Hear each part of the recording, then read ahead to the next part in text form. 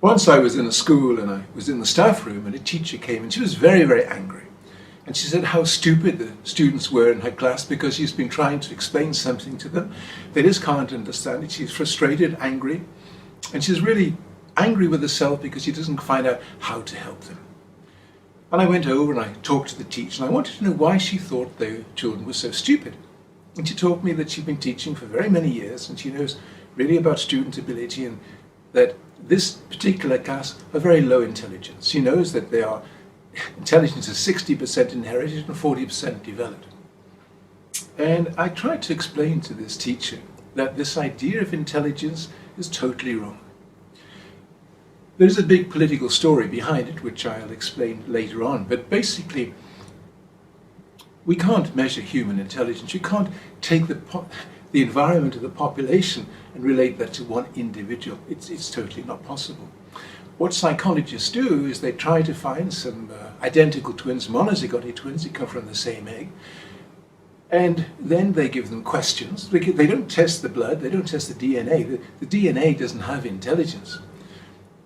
And they try then that by asking them questions to find similarities in the ways that they relate to information and dissimilarities. And the dissimilarities are said to be caused by the environment and the similarities by the genes.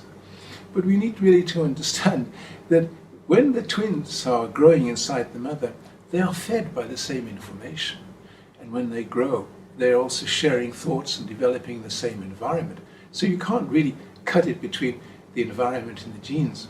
But really, and of course, even then, the way that the tests are measured are fallible. Intelligence tests and these types of tests, they don't measure aspects of cognitive reasoning, domain logic, causal reasoning, probabilistic or scientific thinking. These aspects are missing, although when we do measure this, we find a very, very different aspect in the population. Then we find out there's about 10% who are far higher ability than the rest, only 10%.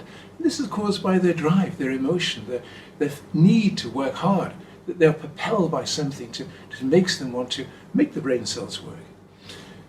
Regarding neurology, when the embryo comes about, after the eggs fertilize, the brain is learning to design itself, and it overproduces many neurons, which are later trimmed back by selectivity, how the brain uses them. And these neurons begin by extending the dendrites out to create a basic scaffolding, a basic platform, so the brain has this part and this part and this part, generally the same for every individual. What then happens is that after the 8 weeks and the fetus arrives and the cerebral hemispheres are formed, then the neurons take a different approach. Then it's no longer what we call radial networks, but tangential networks, and tangential networks develop on stimuli. And the fetus is receiving a lot of stimuli through the embryonic sac. Sounds, light, noise, all these are driving the brain to begin to devise patterns of how to integrate to the environment. And then after the baby is born, this really takes over. And so it's a stimuli that drives these tangential networks so that the infant can learn to relate to the world through their sensitivity with it. And this is really what we come down to, sensitivity. Everything relating to emotion, relating to intelligence, is about emotion. Now that brings us to another point, is that school performance has got nothing to do with intelligence. It's to do with language skills and emotion. Language skills, to know how to explain your mind, to relate to the mind of others, so you know the words, great flexibility in using them, you can adapt and adopt. And also then how you can present your mind with the story that you tell. And this is based upon your emotional security, how sensitive you are.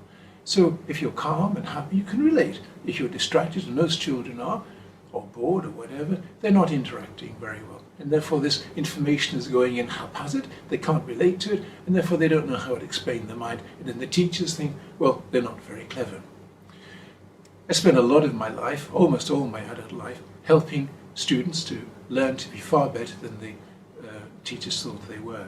I'm going to show you a video right now that I made a couple of months ago, which explains why intelligence is not what we think it is. And I go back over 150 years to explain the political design behind this idea that intelligence is inherited and the way that it's used wrongly in education.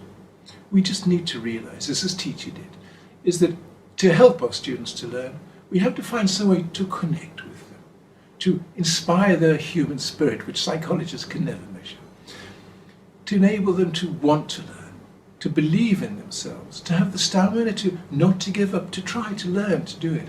Just love, compassion, empathy, kindness, humour, to make the lesson fun and happy.